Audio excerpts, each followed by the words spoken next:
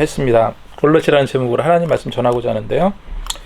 익히 많이 들어왔던 말씀입니다. 여러분, 믿음 생활은요, 반복입니다. 뭐라고요? 믿음 생활은 반복이다. 수백 번, 수천 번 들어야 그것이 우리 몸의 행동으로 조금씩 작용한다고 하죠. 그래서 우리가 매번 예배 시간에 설교 중에 듣는 얘기는 똑같은 얘기예요.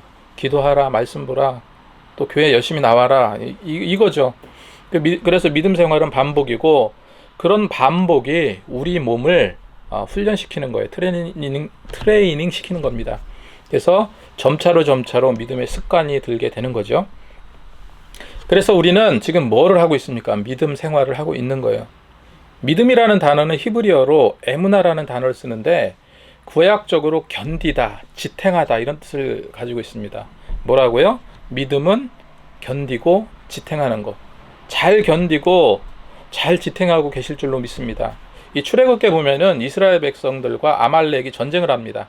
이 전쟁을 하게 되는데, 전쟁을 할 때 모세가 하늘을 우러러 두 팔을 높이 들으면서, 이스라엘은 그렇게 전쟁을 하죠. 그렇게 전쟁을 하게 되는데, 모세가 하늘을 우러러 두 팔을 높이 뻗으면 이스라엘은 전쟁에 승리하게 되고, 그런데 팔이 점점 무거워서 힘들어서 팔이 떨어지면 전세는 바로 아말렉으로 역전이 되어 갑니다. 그때 훌과 아론이 모세의 팔을 떠받들어 주었어요. 너무 힘드니까. 그래서 손이 떨어지지 않게 합니다. 이때 그 팔이 떨어지지 않도록 지탱해 주죠. 그 팔이 떨어지지 않도록 지탱해 주는 것, 이것이 에무나입니다. 구약적으로 이게 믿음이라는 뜻이라는 거죠.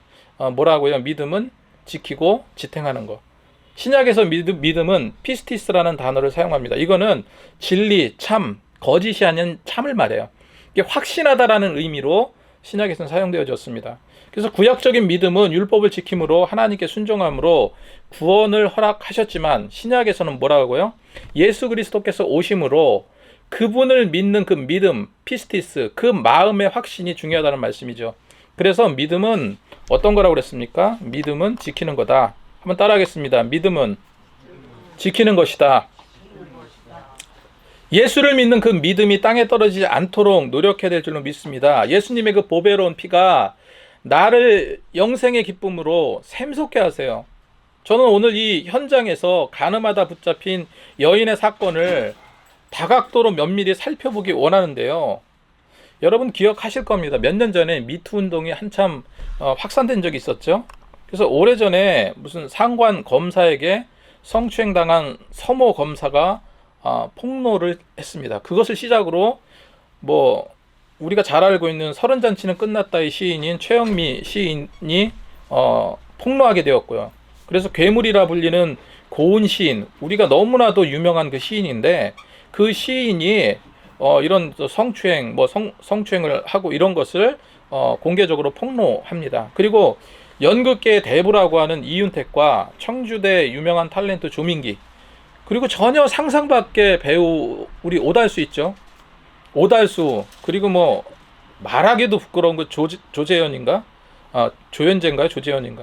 이 충격적인 얘기들이 계속 쏟아진 적이 있습니다. 천주교의 어떤 유명한 신부는 성추행을 하게 돼서 기사화되면서 또 시끄러워졌어요. 그때 뭉쳐서 계속 쏟아져 나왔었습니다. 당연히 터졌어야 될 문제고, 그것이 아물어지고 회복되어야 될 일이라고 저는 생각을 합니다. 폭로는 더 이상 개인의 문제가 아니라 사회 권력층과 갑이라고 자청하는 기득권자의 어떤 충격적인 경고의 물줄기라고 저는 생각하기 때문에 그래요. 그래서 이런 성폭행, 성폭력, 성추행, 이런 것은 대부분 한 힘 있는 자에 의해서 일방적이고 강압적인 일이라면, 오늘 아침에 제가 화장실을 가서 핸드폰을 잠깐 보는데 또 그 문제가 그 사건이 또 기사화되어 있더라고요. 궁금한 이야기 Y에서 나왔다고 그러는데, 태권도장 그 관장이 그 여학생을 그렇게 몹쓸 짓을 했다, 이런 얘기를 또 기사로 봤는데, 그렇다면 여러분 이건 어떻게 생각하세요? 서로 사랑해, 애틋한 감정으로 서로 갖고 불륜을 저질렀다고 치자고요. 이 간음죄도 폐지됐잖아요. 이거 올바른 일이겠습니까? 내 남편이 있고 내 아내가 있고, 남편에 대한 미움과 원망이 커서, 아내에 대한 불만이 많아서, 이 부부 사이가 좋지 않아서, 이런 이유 때문에 내가 다른 남자하고 외도하고 다른 여자하고 외도하고, 여러분 이런 일이 올바른 일일까요? 그 감정의 문제인데 어떻게 생각하십니까? 이걸 묻는 제가 바보죠. 그죠? 있을 수 없는 일입니다. 어떤 이유로도 이건 합리화될 수 없어요. 왜 그래요?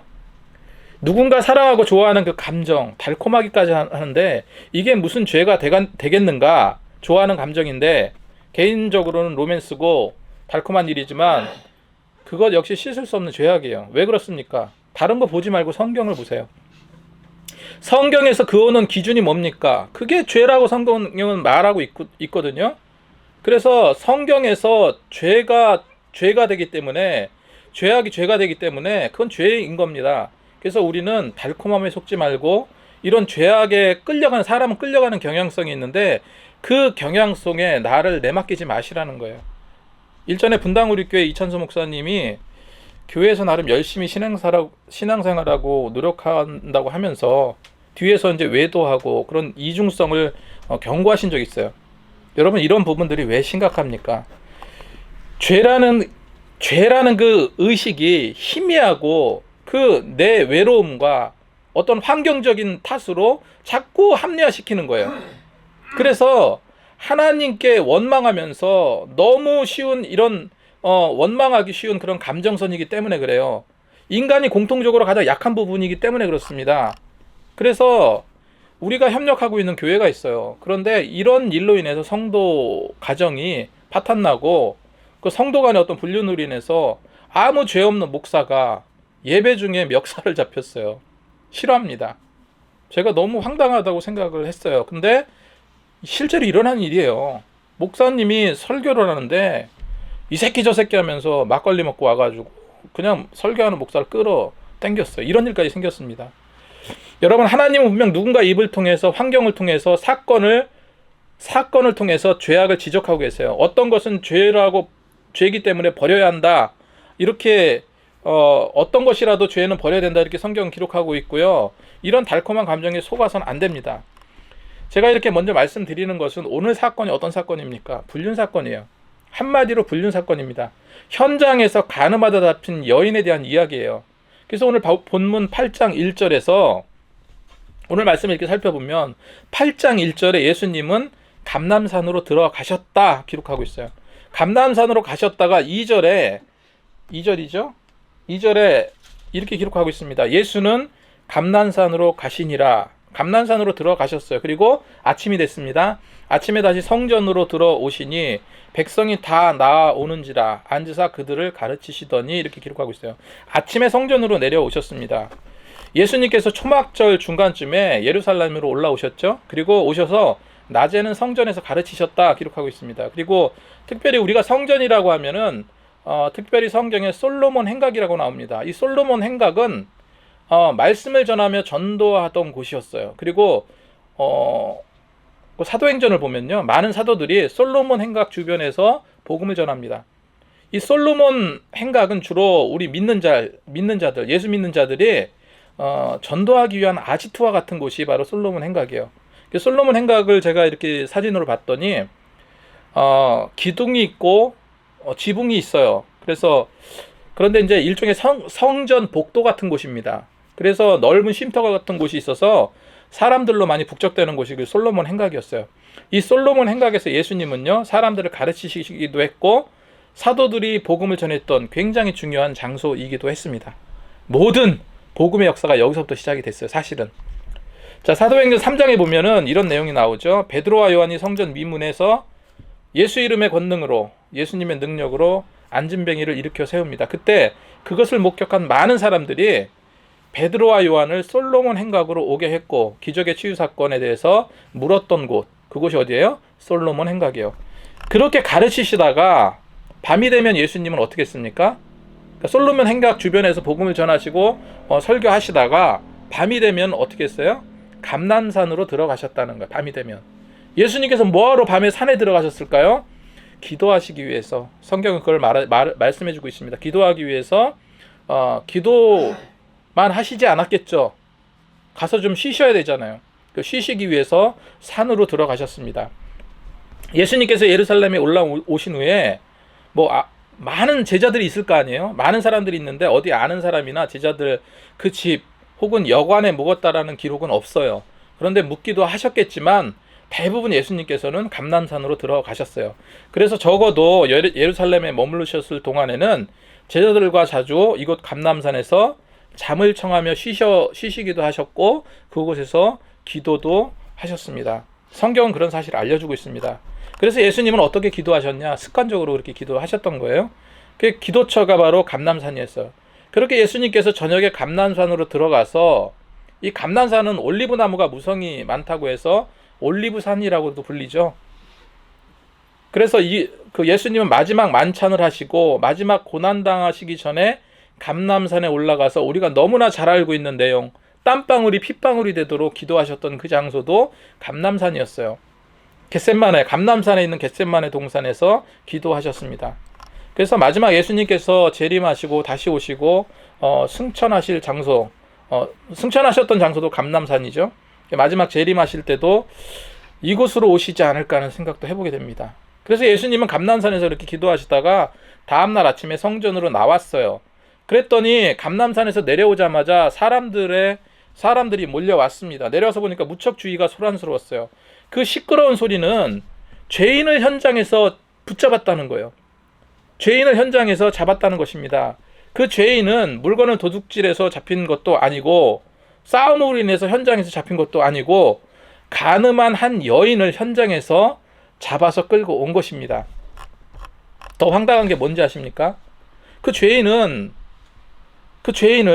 그 간음한 여인을 예수님께 끌고 온 사람이 그냥 평범한 우리 같은 사람이 아니고 종교 지도자들이었다는 거예요. 죄를 탓하기 전에 좀 감싸줘야 되잖아요. 감싸고 정죄하기 전에 다독거려줘야 될 그런 이유도 있을 텐데 바로 예수님 앞에 데리고 온 거예요. 그래서 오늘 말씀 3절 4절 말씀을 보면 서기관들과 바리새인들이 음행 중에 잡힌 여인을 끌고 와서 가운데 세우고 예수께 말하되 선생이여 이 여자가 간음하다가 현장에서 잡혔나이다. 여러분 상상이 가시죠? 그 여인은 현장에서 잡혔다고 그랬습니다. 어찌 생각해보면 실오라기 하나 안 걸친 상태였거나 아니면 대충 천조가리로 대충 가리고 끌고 나왔을 겁니다. 여인에게 있어서 얼마나 수치스러운 일일까요? 간음 중에 현장에 붙잡힌 여인. 그 미시나라는 그 곳에 보면은 결혼한 여자나 약혼한 여성이 외간 남자와 통정 중에 현장에 잡히면 교살하도록 규정되어 있습니다. 교살하도록. 그렇게 사실 규정되어 있어요. 그 율법은 보통 세 가지로 나누는데 유대인들에게 율법은 그 율법과 생활 방식을 설명한 책이 있어요. 그걸 세 가지로 나눠볼 수 있는데 이 토라가 있고 미슈나가 있고 우리가 너무 잘 알고 있는 탈무드가 있습니다. 토라는 모세오경을 말하죠. 유대인들이 지켜야 될 율법을 전체적인 가르침을 주는 그런 경전이에요. 그 미시나는 전통적인 규범을 말하고 그 다음에 탈무드는 유대인들의 어떤 정신이라고 볼 수 있죠. 처세술이나 생활의 지혜서 같은 것으로 볼 수 있는데 어쨌건 율법에서는 어떻게 된다고요? 간음해서 현장에서 잡히면 죽이라는 거예요.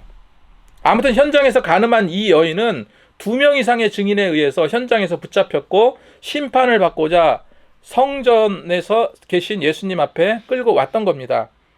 물론 그 여인은 불법을 행했어요. 죄를 지었고 그리고 마땅히 죄를 지었다면 어떻게 됩니까? 합법적으로 하려면 법정에 세워야 옳은 거예요. 그런데 그 여인을 법정에 세우지 않고 불법적으로 끌고 왔어요. 불법적으로 끌고 와서 예수님 앞에 세웠습니다. 왜 그랬을까요? 당연히 이유가 있습니다. 우리가 7장에서 살펴본 바와 같이 바리새인들과 서기관들은 예수님을 죽일 생각만 하고 있었어요. 그래서 예수님께서 데려온 이유는 바로 예수님을 죽일 명분을 찾고자 함이다. 예수님을 죽일 방법을 찾고자 함이었습니다. 그래서 서기관과 바리새인처럼 우리가 이제 신앙생활 하고 있잖아요. 신앙생활 하면서 우리는 부지불식간에 굉장히 많이 정죄를 많이 합니다. 정죄를 하는 경우가 많아요. 이 불행히도 이런 모습들을 교회에서 많이 보게 되죠.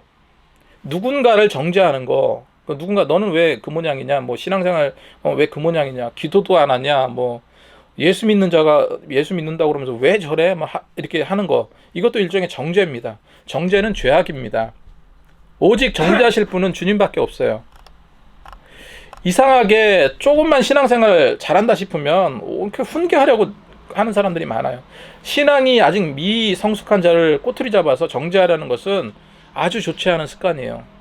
지금 이런 생각에 지금 바리새인들과 이런 생각들은 바리새인들과 다를 바 없죠. 바리새인들은 예수님께 말해요. 8장 5절 말씀에 모세는 율법에 이러한 여자를 돌로 치라고 명하였거니와 선생은 어떻게 말하겠나이까. 모세 율법은 죽이라고 했는데 당신 같으면 어떻게 하겠습니까? 그걸 묻기 위해서 데리고 온 거예요. 이미 답은 나와 있잖아요. 돌로 쳐 죽이라고 그랬습니다. 모세 율법에.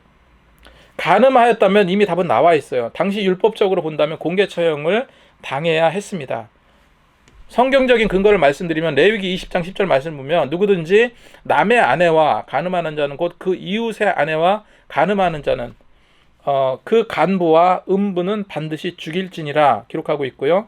신명기 22장 22절에 어떤 남자가 유부녀와 동침한 것이 드러나거든 그 동침한 남자와 그 여자 둘 다 죽여 이스라엘 중에 악을 제할지니라 이렇게 기록하고 있어요. 바리새인들과 서기관들은요, 이 성경적인 근거를 들고 예수님께 나아온 거예요. 율법에서는 돌로 쳐 죽이라고 그랬는데 선생님이면 어떻게 하시겠습니까? 묻는 거예요. 예수님께 물은 의도가 6절에 나오죠. 6절에 이렇게 기록하고 있습니다. 그들이 이렇게 말하면 고발할 조건을 얻고자 하여 예수를 시험함이라. 고발할 조건을 얻고자 하기 위해서 예수를 시험하기 위해서 그렇게 물었던 겁니다. 바리새인들과 종교 지도자들, 서기관들 어떻다고요? 어떻게 해서든지 예수님을 잡아 죽일 생각하고 있었던 자들이에요. 그래서 예수님이 공개적으로 매장시키기 위해서 이 대적들의 시도는요, 수차례 걸쳐서 이렇게 행해졌어요. 여러분, 이거 말고 비슷한 그 예가 하나 더 있죠. 로마 가이사에게 세금을 내는 것이 옳습니까? 옳지 않습니까? 이 바리새인들과 헤롯 당원들이 공개적으로 예수님께 질문한 내용이에요. 세금 내는 거 옳습니까? 옳지 않습니까? 왜 질문했겠어요? 꼬투리 잡기 위해서죠. 만약에 세금을 내지 말라고 하신다면 로마 정권을 거스리는 죄였고 세금을 내라고 하면 어떻게 되겠습니까? 세리와 같은 로마 정권의 앞잡이로 낙인이 찍혔을 거예요. 이러지도 저러지도 못하는 상황. 그때 예수님은 지혜로운 말씀을 하시죠. 가이사 것은 가이사에게, 하나님 것은 하나님께 드리라 말씀하십니다. 어떻게 이렇게 피해갈 수 있을까? 그죠? 마찬가지로 현장에 잡혀온 그 간음한 여인을 어떻게 하면 좋겠는가 묻는 것이 역시 예수님을 죽이고자 하는 고소의 조건을 찾기 위함이었다라고 제가 말씀드렸는데 대답은 두 가지일 겁니다. 우리가 잘 알고 있는 것처럼 어떤 대답을 하셔야 될까요? 돌로 쳐라, 용서해줘라, 이 둘 중에 하나일 거예요. 답은. 그런데 가이사의 세금에 대한 질문처럼 만약에 예수님께서 모세 율법대로 돌로 쳐 죽이라고 했다면 예수님은 여태까지 뭐를 가르쳤습니까? 서로 사랑을 가르쳤어요. 원수를 내 몸같이 사랑하라, 오른뺨을 때리거든 왼쪽까지 돌려대라, 이렇게 말씀하셨던 분이에요. 그렇게 말씀하셨던 사랑의 주님께서 돌로 쳐 죽이라? 그러면 그 사랑의 가르치면 어떻게 받아들일까요? 굉장히 허울 좋은 거짓심이 드러나게 되는 거가 되겠죠. 그리고 만약에 돌로 치지 말라고 하면 어떻게 될까요? 이거는 정권을 거스리는 일이 됩니다. 이 당시 이스라엘은 로마 제국의 속국이었어요. 다른 법은 다 치리할 수 있어도 사람을 죽이는 사형만큼은 로마의 권한이 있었습니다. 그래서 예수님을 십자가에 못 박기 위해서 당시 이스라엘에 파견된 빌라도에게 왜 예수님을 데려갔습니까? 죽이기 위해 데려간 거죠. 죽이기 위해. 그렇게 율법대로 죽이라 하는 것은 로마 정권에 대한 반항일 수 있어요. 그래서 이 말은 로마 정부의 허락 없이 독립적으로 사형을 집행하도록 교사했다는 살인 교사죄가 성립이 될 수 있는 거예요. 죽이라고 했다면. 그럼 어떻게 됩니까? 로마 당국에 의해서 고소당할 수 있는 일이죠. 만약에 하나님의 아들이라고 하면 말씀하시면서 예수님이 모세 율법을 무시하고 로마의 눈치를 보면서 그 여자를 돌로 치지 말라고 했다면 어떻게 될까요? 더욱더 선명한 고소 조건이 되어 바로 율법을 어긴 죄목이기 때문에 모세 율법을 어긴 말이잖아요. 모세 율법을 어긴 죄목으로 유대인들에 의해서 고소를 면키 어려운 상황이 될 거라는 것은 분명한 겁니다. 우리가 이제 이런 상황을 흔히 패러독스라고 하죠. 논리적 모순을 말합니다. 그래서 예수님은 이렇게 답해도 곤란하고 저렇게 답해도 곤란한 그런 딜레마에 빠질 그런 물음이었어요. 바리새인과 서기관들이 왜 이런 말장난 같은 패러독스에 그물을 치고 예수님께 이렇게 덤벼들었습니까? 아까 말씀드렸던 것처럼 고소할 조건을 찾기 위함이에요. 오직 예수님을 잡아 죽일 생각만 가득했던 것입니다. 예수님은 그런 상황에서요, 잠시 동안 아무 말씀 하시지 않으셨다고 성경 기록하고 있어요. 묵묵히 그냥 무언가 땅에 글씨를 쓰기 시작하셨다. 제가 말씀을 묵상을 하면서 예수님께서 그 상황에서 땅에 어떤 글씨 썼을까, 뭐라고 쓰셨을 거 아니에요? 어떤 글씨 썼는지 나와 있진 않지만 아마 이런 글씨 썼을 것 같아요. 니들이 더 나쁜 놈들이다, 뭐 이런 글씨를 썼을 것 같아요. 예수님이 쉽게 답하지 않자 바리새인과 서기관들은요, 예수님을 다그쳐요. 그때 예수님께서 말씀하십니다. 오늘 말씀 7절 말씀에 일어나 가라사대 너희 중에 죄 없는 자가 먼저 돌로 치라 하시고, 죄 없는 자가 먼저 돌로 치라, 이렇게 기록을 하고 있습니다. 저는 이 말씀이요, 굉장히 어떻게 이런 함정을 멋지게 빠져나갈 수 있을까, 이런 생각을 해보게 됩니다. 이것은 그 여자보다 먼저 각기 자기 자신을 심판하라는 그 말씀과도 같아요. 하나님 앞에 떳떳한 자가 돌을 들어라 하는 겁니다. 여러분, 세상에서 하나님 앞에 떳떳한 자가 어디 있습니까? 근데 떳떳하다면 돌을 집어들어서 그 여자에게로 던져라. 이 말씀은 사랑이 모든 사랑이 모든 율법 그 위에 있음을, 그것을 포괄하는 그런 정서임을 말씀하고 계신 겁니다. 율법을 거부하신 게 아니에요. 율법의 정신은 징벌하고 심판하는 기능보다 율법을 통해서 죄짓지 못하도록 하는 방지의 기능이 더 중요하고요. 그것이 바로 사랑이고 용서임을 암시하고 계신 겁니다. 갈라디아서 6장 1절 말씀에 형제들아, 사람이 만약 무슨 죄를 범한 일이 드러나거든 신령한 너희는 온유한 심령으로 그러한 자를 바로잡고 너희 자신을 살펴보아 너희도 시험을 받을까 두려워하라, 기록하고 있습니다. 마태복음 7장 5절 말씀에도 외식하는 자여, 먼저 내 눈에서 들보를 빼내라. 그 후에야 밝히 보고 형제의 눈 속에 티를 빼내라, 이렇게 기록하고 있습니다. 여러분, 이 말씀에서 나와 있는 것처럼 우리가 늘상 반복되는 말씀이지만 우리는 서로 사랑하고 용서해야 됩니다. 사랑하지 않고 용서하지 않는다면 예수 믿는다고 말하지 말아야 돼요. 우리가 성경에서 나온 한 가지 예를 들면 오네시모라는 종이 있었죠. 오네시모가 당시에 어떤 노예 제도가 있었으니까 주인에게서 도망쳐 나왔습니다. 그것도 아마 주인의 그 많은 돈을 훔쳐가지고 그렇게 도망쳐 나왔어요. 그래서 여기저기 휩쓸러 다니다가 누구를 만납니까? 바울을 만나요. 바울을 만나서 예수를 믿게 됩니다. 예수를 믿고 예수를 구주로 영접하게 되었어요. 그러다 보니까 오네시모가 자신의 잘못을 너무나 잘 알게 되고 회개하게 되었어요. 그러고 어떻게 해서든 용서를 빌고 싶었습니다. 근데 당시의 노예제도는 주인이 종을 죽일 수도 있는 상황이에요. 그 두려움이 좀 있었던 거죠. 그때 바울은 그 주인에게 간곡히 용서해 줄 것을 부탁을 합니다. 그 주인도 감사하게도 예수를 믿게 된 사람이었어요. 그래서 오네시모는 주인에게 도망쳐 온 것뿐만 아니라 많은 돈을 이제 훔쳐 가지고 나왔는데, 회개하고 돌아온 오네시모, 그리고 그 주인 역시 예수를 믿는 믿음의 사람이었기 때문에 바울의 이런 중보의 메시지는 굉장히 아름다운 하나님의 사랑의 메시지죠.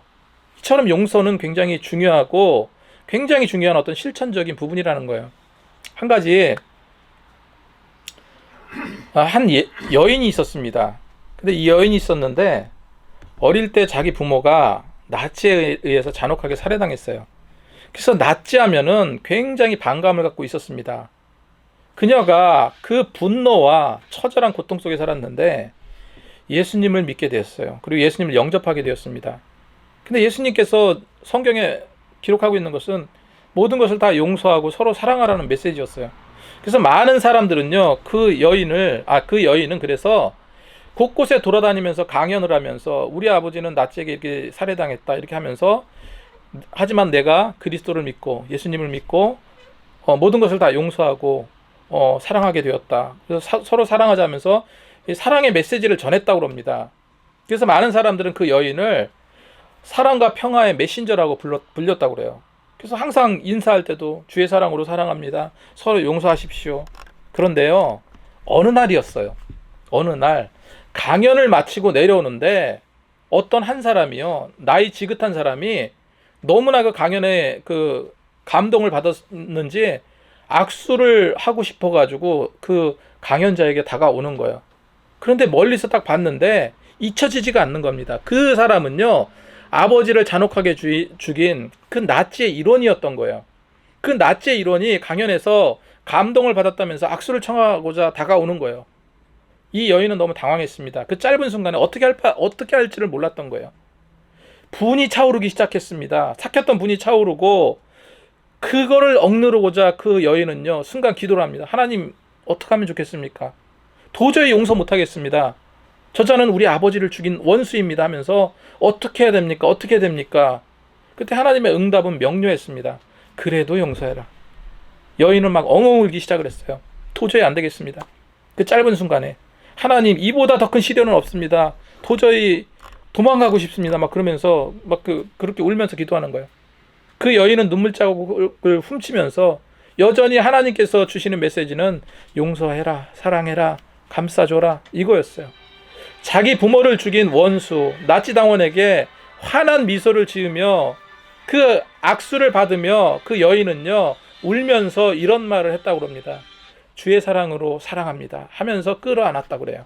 인간적으로 용서할 수 없는 일이지만, 하지만 하나님의 사랑으로는 가능한 거예요. 죄 없는 자가 먼저 돌로 치라는 말에 많은 사람들의 반응은 어땠습니까? 9절 말씀해 보면 저희가 이 말씀을 듣고 양심의 가책을 받아 어른으로 시작하여 젊은이까지 하나씩 나가고 오직 예수와 그 가운데 섰는 여자만 남았더라 했습니다. 그들의 양심을 찌르신 주님의 옳은 말씀에 그 권위 앞에 그들은 아무 대답도 하지 못하고 한 명 한 명 사라졌습니다. 모두 다 물러갔습니다. 이유는 뭐라고요? 양심의 가책을 받았기 때문에. 이들은 양심의 가책을 받았습니다. 만일 예수님의 말씀대로 죄 없는 자가 먼저 돌로 치려 했기 때문에 그 상황에서 사람들이 돌로 쳐서 여인을 죽게 했다면 자신은 하나님 앞에 죄가 없는 자라는 그런 말이 되는 거죠. 그래서 이 상황은 오히려 역전의 상황입니다. 돌로 친 자를 오히려 고소당할 수 있는 그런 상황이 될 수 있는 거죠. 자신의 죄가 없기 때문에 정정당당하게 때문에 돌로 친 결과가 되기 때문에 이것은 하나님 앞에서 누구나 죄인이라는 사실을 부정하는 것이고, 그 부정은 율법을 부정하는 일이 되는 거예요. 그래서 이것은 곧 무엇을 말합니까? 자신은 하나님 앞에서 완전하고 완벽하다는 일종의 신성모독 행위를 하게 되는 거죠. 물론 예수님은 죄가 없으신 분입니다. 하지만 저들이 그걸 이해하고 옳다 할 수 있을까요?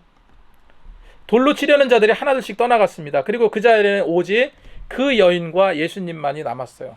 10절 11절 말씀에 예수께서 일어나사 여자 외에 아무도 없는 것을 보시고 이르시되 여자여, 너를 고발하던 그들이 어디 있느냐? 너를 정죄하는 자가 없느냐? 대답하되 주여, 없나이다. 예수께서 이르시되 나도 너를 정죄하지 아니하노니 가서 다시는 죄를 범하지 말라 하시니라. 여기서 두 가지를 기억하시기 바랍니다. 정죄하지 아니하노니, 정죄하지 않았습니다. 두 번째, 죄를 범하지 말라. 예수님이 한 메시지는 그거예요. 너를 정죄하지 않겠다. 죄가를 묻지 않겠다. 하지만 죄를 짓지 말라. 예수님은 여인을 용서하셨습니다. 하지만은 그 추악한 죄 자체를 용서한 게 아니에요. 다시는 그런 죄를 범하지 말라는 일종의 집행유예 같은 것을 주신 겁니다. 이쯤에서 우리는 두 가지를 알아야 될 줄로 믿습니다. 먼저 예수님께서 세상에 왜 오셨는가 하는 대목이에요. 가늠한 여인을 용서하셨던 것처럼 예수님은 정죄하고 심판하기 위해 세상을 오신 분이 아니라 잃어버린 양을 찾아 구원하기 위해서 세상에 오셨다는 거예요. 갈라디아서 3장 13절 말씀에 그리스도께서 우리를 위하여 저주받은 바 되사 율법의 저주에서 우리를 속량하셨으니 기록하고 있어요. 또 한 가지는요, 돌에 맞아 죽을 수밖에 없는 이 가늠한 여인처럼 오직 죽을 수밖에 없는 우리 인생도 예수 앞에 나오면 심판과 멸망이 아니라 생명과 용서와 구원으로 이어진다는 사실을 보여주고 계십니다. 분명 간음죄는요, 죄 중에 가볍거나 쉽게 넘어갈 문제가 아니죠. 정말 그 여인은 심각한 죄를 지은 겁니다. 남은 것은 다시는 죄를 짓지 않는 일이에요. 여러분, 우리가 살아가면서 신앙생활 한다고 하면서 빠져들기 쉬운 여러 가지 죄가 있습니다. 많은 죄들이 있지만 그 중에서 이런 이성에 대한 유혹, 또 이런 부분에 대한 것은요, 인간의 근원적인 곳에서 끌어오르는 그런 감정입니다. 여러분, 이거를 억누르지 않고 신앙으로 억누르지 않으면 이 죄에서 자유로울 줄 아는 아무도 없어요. 우리가 예수님처럼 서로 용서하고 서로 격려하는 것이 교회 공동체의 바른 모습입니다. 서로 용서하고 격려하고 부족한 부분을 함께 메꾸어주면서 이런 사랑의 공동체를 함께 만들어갈 수 있어야 됩니다. 오늘 이 말씀처럼 우리가 서로 용서하고 사랑하고 배려하고 또 하나됨으로 하루하루 한 주 기쁨으로 주님을 섬기며 나아가실 수 있는 저와 여러분이 되시기 바랍니다. 기도하겠습니다.